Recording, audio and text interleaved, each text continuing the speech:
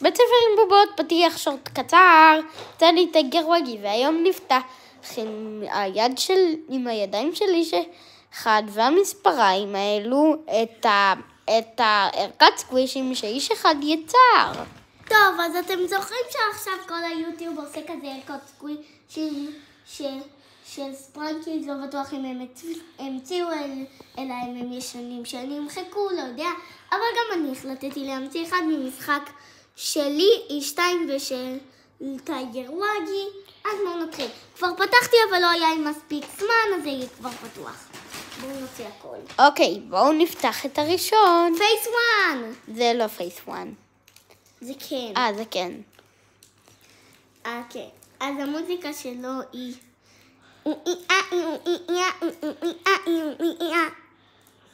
וואו. זהו. פייס 2, יאללה, מהר. נעשה ספיד רן. פייס 2, עשיתי אותה הפוך. תן לנו אבל לראות. תפסיק להזיז שנייה, לא רואים בכלל. אוקיי. זה מקדימה, זה מאחורה. זה מקדימה, זה מאחורה. יופי. אוקיי, יאללה, לפייס 3. הוא אחד החמודים לדעתי. מה אתם חושבים? תרשמו בתגובות אם הוא חמוד. טוב, אז זה מקדימה, זה מאחורה. דרך אגב, שימו לייק וסאב, זה יעזור לנו המון. בואו נתחיל עם המוזיקה.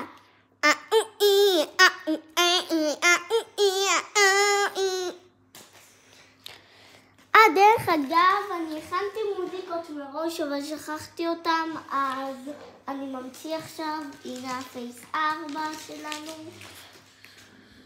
כאילו אני עושה את המוזיקות שעשיתי, אבל יותר מהר.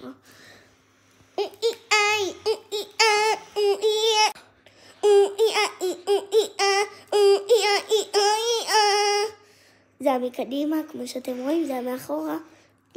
לא הספקתי, כמעט כולו חתוך.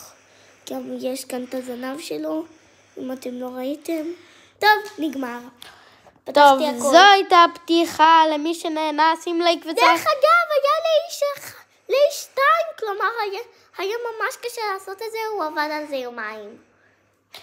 טוב, אז בבקשה שימו לייק, רק אם אהבתם.